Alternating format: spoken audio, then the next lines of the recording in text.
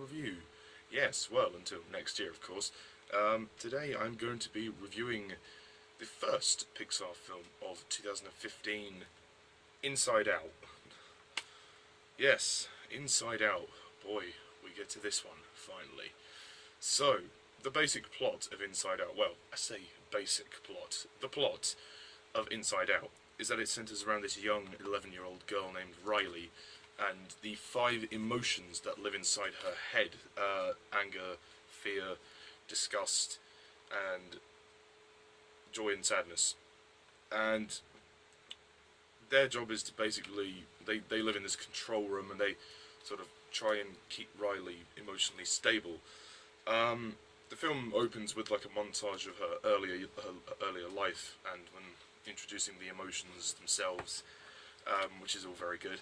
And then later on, Riley and her parents move house, and things become very unstable. They move from Minnesota to San Francisco, and Riley's emotions begin to go out of control, and joy and sadness end up being thrown out of the control room and into her long-term memory. So joy and sadness have to get back to the control room. Along the way they meet Riley's imaginary friend known as Bing Bong, and together they have to race to get back to Riley as Joy get back to the control room as anger, fear and disgust have to try and keep Riley under control, but they can't, and Riley's parents become very worried, and then Riley isn't doing well. She just can't cope, and then she decides to run away, and then as I said, it becomes a race to stop all of her islands of personality from crumbling and to save Riley. So yeah, that's pretty much it, as best as I can sum it up. Really, it's quite a complicated scenario. So, Inside Out. I mean, I'm sure many people would agree with me that this is a wonderful, really, really wonderful Pixar film. And yeah, a bit of a spoiler for my ranking. It's my favourite Pixar film, so I wanted to save the best till last. I just think this is one of the most original concepts I've ever seen. It's really, really quite something. I mean, it's deep in a very interesting way. Like the trailer for this film, well, it's not really a trailer. It's more the dinner scene, or some of it. You don't really understand too much about it. You're like, okay, you've got these things inside her head, their emotions, and you're like, I don't really know what this is going to be. But it's really, really wonderful. The way that they portray Riley's emotions is fantastic. I mean, obviously, to be honest, there's probably like thousands of emotions that go on inside us, but for obvious reasons they can't have that in this film, so they've simplified it to the 5 sort of basic ones that they can find, and they're all really great. I mean, there are actual characters in this film, they give emotions. You have Joy, who's the sort of the head of the control room. She's trying her best to keep Riley happy, which is all well and good, but she's trying to get rid of sadness because she doesn't think that sadness is well, necessary in Riley's life, or at least not until the very end. Sadness, who makes Riley feel sad, who's pretty much the one who is neglected from the group. She's good. Fear, he's funny. Anger and disgust, they're good too. And yeah, I think the story is very, very interesting. I mean, the idea of essentially what it is that it's a coming of age story. I mean, the scenario of her moving house, that's just brisked over. That's not really the main story. That's the first thing that happens, and they just move on from that. You begin to see Riley completely fall apart. I mean, she's an 11-year-old girl. She's very young and innocent and sweet, and she just, she can't express herself. She's growing up, and that's what I find very interesting about this is the fact that she is growing up, and everything inside her head that is sort of to do with her childhood is falling apart. Like, even her personality is falling apart. She can't. She's losing. I mean, the first island that goes is the Goofball Island, and when she loses that, that's quite sad. I mean, it really gets to you. You're surprised, but it does. I mean, you just watch this and you go, oh my God, she's falling apart. It's almost it's the whole thing is a metaphor for growing up and sort of, you know, it's at that stage when, you know, you sort of become a teenager, and it's not. We've all been there, so it's not easy. She's just very confused and upset and angry all the time. She doesn't know what to do, and it's portrayed brilliantly through the scenario in this film, like with the emotions and joy and sadness being thrown out of the control room unintentionally. And you know, you really feel sorry for Riley, because Riley, she's you know, she's trying her best, but she just can't. Many things that build up lead to her just, you know, secluding herself. She doesn't. Her parents know that something's up, but she doesn't tell them, and you know, she's bottling all of it up, and it's you know, you gotta feel sorry for her. But everything that goes on inside her head, I mean, it's not just about all of Riley's. I mean, it's not just about Riley herself. It's also about the emotions inside her head. They go on quite an adventure to get back into the main part of her head, which is the control room. And as I said, along the way they meet Bing Bong, her imaginary friend. Bing Bong is a wonderful character. He really is. He's this sort of pink elephant-looking creature. He's voiced by Richard Kind, who has voiced some of the other characters in other films like Bug's Life and Toy Story 3. And here he plays much a larger role in Bing Bong. Bing Bong's a lovely character. He's, you know, he's had a long relationship with Riley. Like, they were, you know, because he was her imaginary friend, and he has his rocket which is powered by song, and he was going to take her to the moon, and all of that stuff. And when he loses the rocket, it's rather sad. There are a lot of moments that you find very sad. I mean, it's hard to say why, but for some reason it just gets to you. I mean, you know, the idea that Riley's growing up and that everything to do with her childhood is sort of falling apart, and that she's moving on from that, and she's starting to forget everything. So it's a really sad scene when Bing Bong does die, and it's, you know, he dies down in the memory dump. He gets forgotten. It's really quite sad. I mean, and I just, what I love about this film is the way that it slowly, everything descends from bad to worse, and you know, it then becomes much more of a race to stop Riley from, you know, completely breaking down. I mean, essentially, you know, towards the end of the film, the climax is really quite intense. I mean, it all leads. I mean, the film deals with many complex themes, such as adolescence and you know, even depression. It's by the end, Riley is borderline depressed. It's quite a sensitive topic, and it is quite horrifying to know, because when it's that moment when the emotions say, "Oh, we can't make Riley feel anything," and you just watch it, you go, "Oh my gosh, wow, oh dear, that's not good." But thankfully, she snaps out of it and decides to go home, because she does decide to run away. And, you know, there's some great scenes here. I mean, it's a funny film as well. But I think it's more dramatic than funny.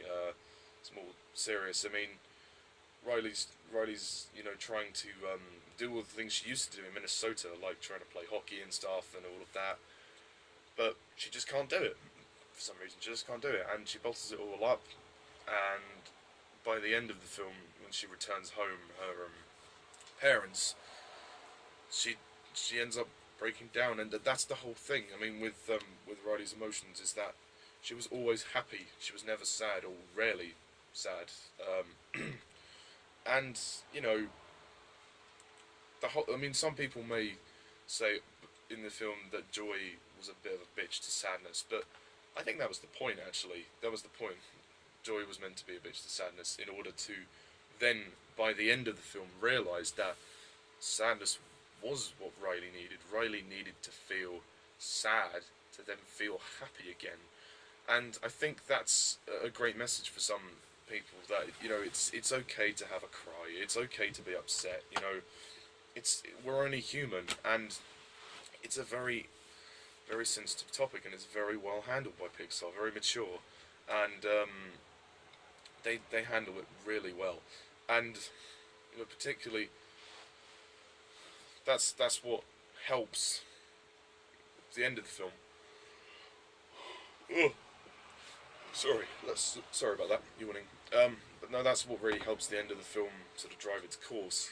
Riley feeling sad to then feel happy, like, because there's a memory that Joy looks at and sees, like, I think when Riley lost a hockey game or something, and her parents were there to comfort her, and that's what she needed this time, and that's what happens. And it's oh god, it's a very powerful scene. I mean, there's a couple of there's a fair few tear jerker scenes, particularly the ending of the film when Riley says her speech about home. She says, "Oh, I miss home. I miss Minnesota. Please don't be mad." You know, and then, you know, her parents are very understanding. I'd say that she's got a lovely set of parents. I mean, they really understand her, and it's very lovely to see that. I mean, they could have easily been like, "Well, why did you run away? Why did you no?" But no, they're very lovely people by the looks of it. So that was good that Pixar, so that you can always find comfort. So that's good. And of course, the other scenes are like when Bing Bong dies. That's very sad. When Joy breaks down as well. There's a moment when even Joy has a bit of a cry. You know, after trying so hard to make Riley happy, she ends up in the memory dump, and then, you know, she's like, I just wanted Riley to be happy. You know, looking at the memories and just seeing it all fall apart is too much for her. I mean, and when Bing Bong loses his rocket as well, that's quite sad. I also like the scenes when they go to Dream Productions. I feel that they're very interesting scenes because it's all like a film set, and it's it's done very well. I mean, considering that they pull in the day-to-day memories, they must work around the clock to get those fucking shows done. Blimey, it's quite impressive. They're fun and interesting scenes. You've also got the subconscious scenes. I mean, when you see the clown, he's quite a scary guy. And ultimately they use him to wake Riley up. So she's you know, more than likely afraid of clowns, and, you know, wouldn't blame her. Like I said, the comedy's really good. I think Fear is probably one of the funniest characters. Like, because he's Fear. So they use that to comedic effect. I think the funniest scene though has to be the dinner scene. Like when they say, "Oh, so ready the foot." You know, they're about to put the foot down, and then like it all builds up. Like Riley's having an argument with her dad, and it all builds up to him just saying, "That's it. Go to your room now." Oh dear, it's very good. Ugh. And the end credits of the film as well sees other people's emotions as well, even the cat and dog, which is very good. Yeah, and the triple dent gum, advert is quite funny. It's a very funny film. It's a very I think it's a film that is made for adults to be honest. Kids will be able to watch it. I mean, it's it's perfectly fine for them to watch, but it's something that they won't appreciate until they're older. They won't. They might like the general sort of adventure. They might get the general premise, like they're inside Riley's head and they have to get back to the control room and stuff. But I don't think they'll get the deeper meanings of it until they're older. And the film has a very strong message of that it's okay to have a cry. It's okay to feel sad, and it's okay to move on from childhood and forget certain things.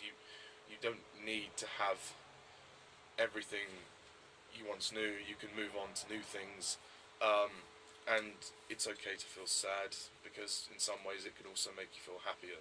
So that I can really appreciate.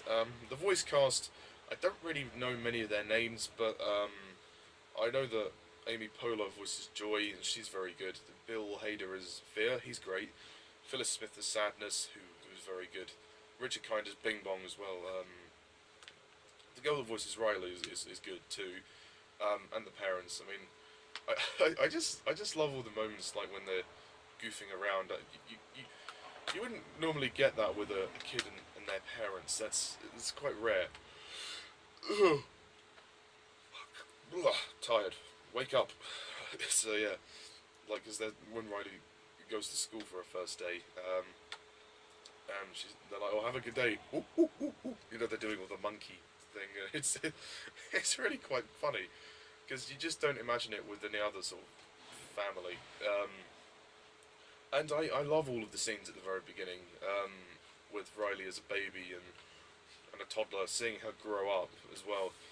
And the way they use those as well at the end of the film as well, like she thinks of those memories in order to sort of let it out, to feel sad, and it's I mean the emotions make it look easy, but sometimes it's not easy to feel sad. Sometimes you have to sort of bottle it up, and then it explodes, emotion explodes. I'm sorry if I'm rambling, but I really appreciate the deeper meanings of this film, and the general concept as well is fantastic. And I also love the design of the film, the visual look of it. It's very colourful and everything. I mean, you're inside a little girl's head, so I don't know where they would have started to come up with the general look of the film, but it's very good. I mean, the inside of Riley's head looks really quite colourful. And I mean, the rest of the film looks fairly fine. I mean, the scenes just with her and her parents, they look fine. And then there's the score, the music score by Michael Giacchino. This is a really great soundtrack. You have that really lovely theme. It's a wonderful theme, and the soundtrack helps me sort of lose myself in the world of the film. It's a very immersive film, and the soundtrack is part of the reason why. And when the film hits that emotional peak, the soundtrack definitely reaches that, complements that, and reaches that too. So, like I said, I can appreciate that too. And the animation is really great. I think this is one of their best animations of their films. It's so bright and colourful, but it gets a little. I mean, it's getting a bit greyer and darker as the film goes on, and it's very interesting, and I think it's a very interesting film, and it's something. For fuck's sake, bloody noise outside, and it's something that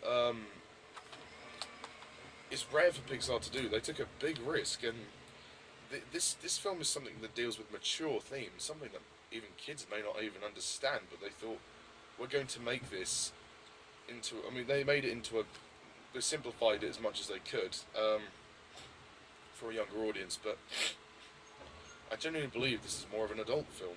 It's more adult. It feels more adult anyway. The script is really good too. I have no issues with the dialogue there, and I love it. What can I say? The pacing's really good too.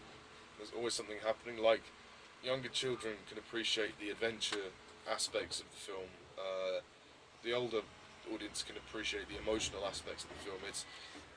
it's fantastic. It is absolutely fantastic. Pete Docter's direction, spot on, superb.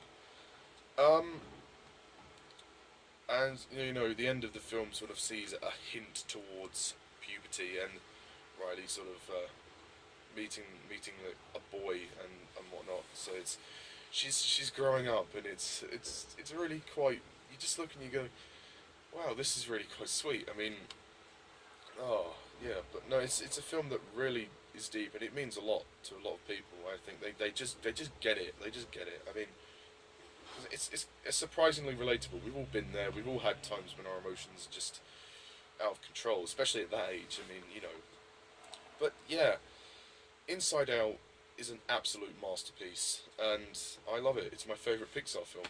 It's become my favourite Pixar film over the years, and there is genuinely nothing else like it. I've been blown away by this. I will be disappointed if they ever do a sequel, though. I think it's something that's unfollowable. They've told the story, and it's perfect. You don't need to do another one. It's absolutely perfect. So, yeah, I'm gonna rate Inside Out a definite 10 out of 10.